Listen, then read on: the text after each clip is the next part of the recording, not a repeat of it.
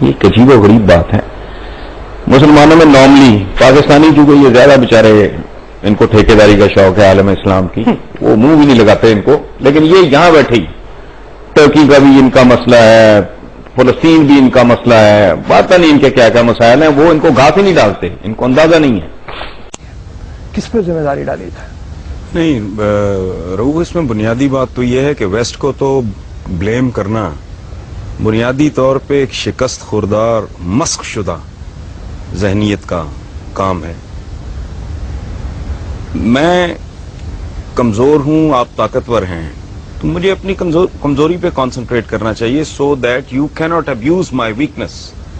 ایک بات. دوسری بات یہ ہے کہ ویسٹ، خاص طور پہ امریکہ کی آپ بات کر رہے ہیں، یہ تو ویسے جمعہ 8 دن کی بات. آپ کی تو ساری تاریخ ہی اس طرح ہے. آپ کی ساری تاریخ ایک دوسرے کی گردنیں کاٹنے پر مشتمل ہے. یہاں میں ایک بات کی وضاحت میں اکثر کرتا ہوں کہ بھائی جب تاریخ کو دیکھو تو بغیر تعصب کے دیکھو. آپ لوگ اگر تاریخ کو مست کریں گے، تاریخ کا کچھ نہیں بگڑے گا، وہ آپ کو مست کر دے گی. بغیر تعصب سے دیکھنے کا نتیجہ یہ ہے کہ آپ درست نتائج پہ پہنچیں گے اور پھر شاید آپ اس کو ریکٹیفائی کرنے کا بھی سوچ سکیں.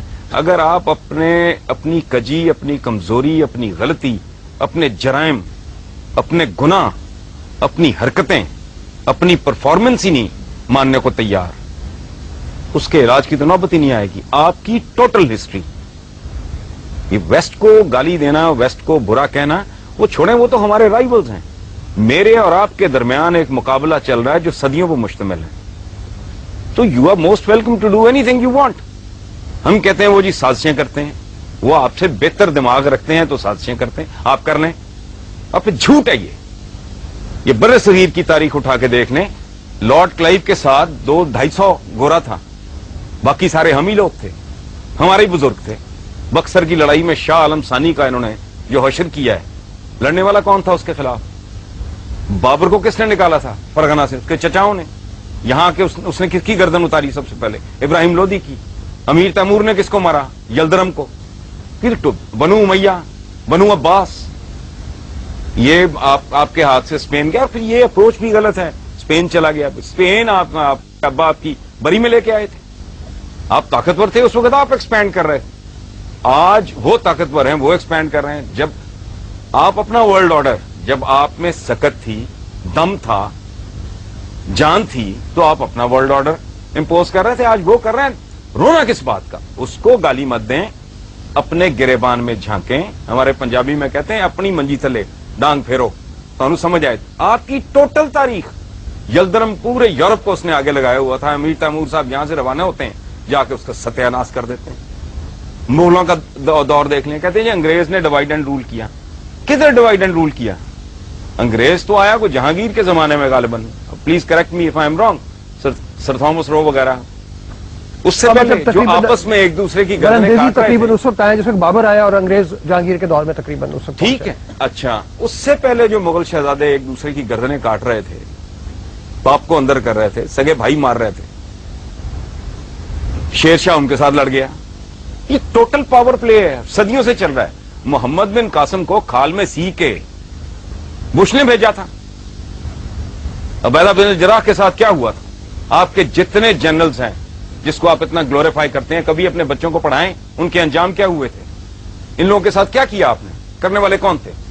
اب یہ قدم قدم پہ سازشیں ڈھونڈنا، ان میں کیڑے ڈالنا اور لوگوں کو بتانا کہ جی وی آر دا بیسٹ. مجھے ایک اور بات بتائیں آپ کو، یہ ینگسٹرز بیٹھے ہیں، یہ غدار پیدا کرنے کا ٹھیکہ آپ نے کیوں لیا ہوا ہے؟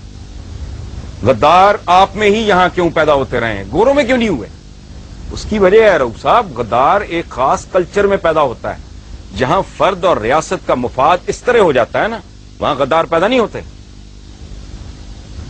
سر تھامس رو نے جہانگیر نے اسے، اس کے بیٹے کا اس نے علاج کیا، وہ ٹھیک ہو گیا. اس نے انعام کے طور پہ کہا کہ اس کے برابر، اس کے وزن کے برابر، وہ موٹا آدمی تھا، سونا تول کے اس کو دو. اس نے کہا کہ بادشاہ سلامت، مجھے سونا نہیں چاہیے، میری قوم کو اپنے ملک کے ساتھ ٹریڈ کرنے کی اجازت دے دیں.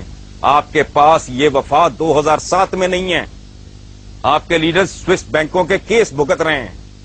کوئی کرپشن کنگ کہلاتا ہے، کوئی کرپشن کوئین کہلاتی ہے. آپ کے ساتھ، آپ کے پاس اپنی بدنصیبی پہ غور کریں. یہ کمٹمنٹ 2007 में नहीं है। जो गोरे के पास, चूंकि मैग्ना कार्टा के बाद उन्हें ये एहसास उनके अंदर जन्म लेने लगा था कि मेरा और मेरे मुल्क का, मेरी स्टेट का मुफाद, तो ये इस तरह की बात है। अच्छा, मैं एक छोटा सा सवाल यहाँ पे और पूछूं, चूंकि बुनियादी तौर पे जिस तरफ हमें चलना है, हम आज की बात करें, माजी के सबक जो है उससे हमें सीखना चाहिए, लेकिन क्या कोई ऐसी सूरत हाल हो सकती है, इस वक्त 3 मकतबे फिक्र के लोग हमारे पास मौजूद हैं, कोई एक चीज के ऊपर हम इत्तफाक कर लें, क्या ऐसी कोई सूरत हाल नजर आती है कि बाहर को हम जो, क्योंकि देखिए ना पूरी दुनिया हमारी तरफ देख रही है, सारी दुनिया में इस वक्त मलून और मतून जो है वो मुसलमान है, की वजह से नहीं, लेकिन कोई फ्यूचर में कुछ सूरत नजर आती है कि शायद हम तालीम हासिल करें, हम इंसान की रऊफ साहब, जहां आज इंसान खड़ा है, इसमें आपकी कंट्रीब्यूशन क्या है?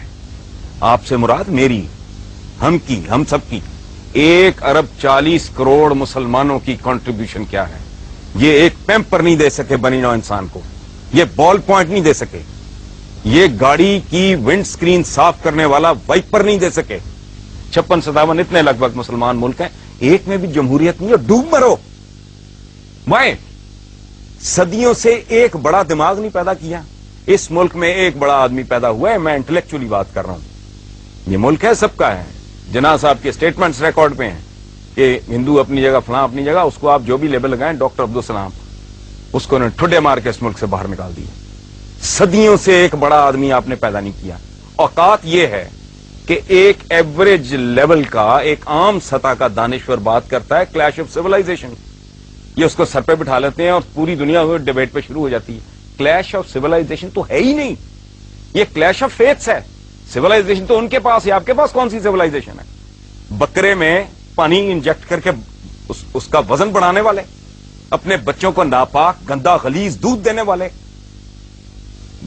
लाइफ सेविंग ड्रग्स में मिलावट करने वाले, जाली दवाइयां बनाने वाले, ला कानून, किसी मुल्क में ना आईन है, ना कानून है, ना आवाम की कोई इज्जत है, ना इज्जत है नफ्स है। आप रोटी नहीं दे सकते, इज्जत तो दें, आप वो भी नहीं दे सके। कौन सी ऐसी चीज, मुझे इतने यहां बच्चे बैठे हैं, इतने माशाल्लाह इस मुल्क की क्रीम बैठी है, मुझे एक बात, मैं दावा कर रहा हूं इतना बड़ा, एक बात बताएं जिस पे आप फख्र से कह सके कि ये हमारे पास है, जो दुनिया में और कहीं नहीं है। ठीक जी, एक सेकेंड जी। पाकिस्तान में 3 तरह के मुसलमान अभी हैं। एक वो हैं जो एक्सट्रीमिस्ट हैं, जिनको यूरोप मतलब कहते हैं जी, जो खुद को हमला जो करते हैं, ठीक है। एक वो हैं जो लिबरल एक्सट्रीमिस्ट हैं, जो कि मुशर्रफ, जो कि डांस पार्टीज, शराब, सब कुछ साथ है और इस्लाम के नाम पे भी वो बोल रहा है। और एक हम लोग हैं, ठीक है। अब मेरा आपसे ये क्वेश्चन है कि आप हमें बताएं हम किसको फॉलो करें, हम कौन से इस्लाम को लेके चलें? जी हसन साहब। असल बात यह है कि यहाँ यंगस्टर्स बैठे हैं। देखो, अगर तारीख ठीक है और अखलाकियात के वो पैमाने नहीं हैं जो यहाँ बयान किए गए हैं, ये बड़ी सानवी सी चीजें हैं। जो यहाँ बड़े हीरोज बयान किए गए हैं ना पिछले 500 सालों में, उनमें एक आदमी भी ऐसा नहीं है जिनका बनी नौ इंसान नाम भी जानती हो, या जिसने कुछ कॉन्क्रीट जिसकी को कंट्रीब्यूशन हो। यहाँ बत्ती जल रही है ना, 1 मिनट बोले ना बीच में, मैंने आपकी बात में नहीं बोला। अल्लामा इकबाल को नहीं जानते आप? अल्लामा इकबाल दुनिया को नहीं जानते। क्यों नहीं? उसने एनमेरी शिमर पीएचडी की है जर्मनी के अंदर, आपको पता ही नहीं किसी बात का। छोड़ती है पूरी कायनात, इंसान मुत्तफिक है, ठीक है। टेक्नोलॉजी है, साइंस है, इन्वेंशन है, उस पर लोग मुत्तफिक हैं। वो हैं बनी नौ इंसान के कॉमन हीरोज, दैट इज अच्छा। अगली बात यह है कि अगर वेस्ट आज 1 अरब 40 करोड़ मुसलमानों को रगेद रहा है तो अकल इस्तेमाल करें।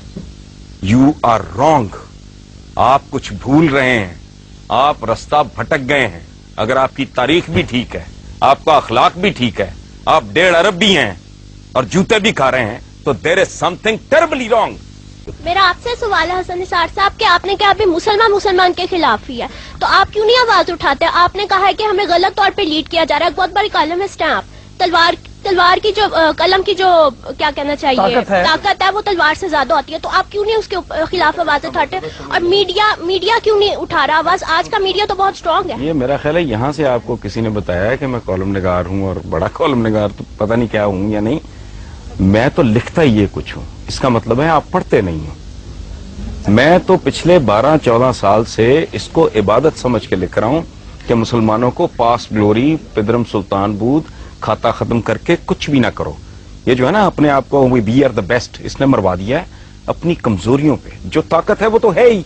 अगर आप में कोई अच्छाई है, हम में कोई अच्छाई है, اس پہ توجہ دینے کی ضرورت نہیں, وہ تو ہے. اصل بات یہ ہے کہ اپنی ہم کمزوریاں ڈھونڈیں, ان کو آئیڈینٹیفائی کریں, پھر اگلے مرحلے میں سوچیں کہ ان کو ریکٹیفائی کیسے کرنا ہے, تاکہ اتنی بڑی تعداد میں ہونے کے باوجود ہمیں اس ذلت اور رسوائی کا سامنا نہ ہو جو دنیا میں آج ہمارا مقدر بن چکی ہے. This is what I'm writing.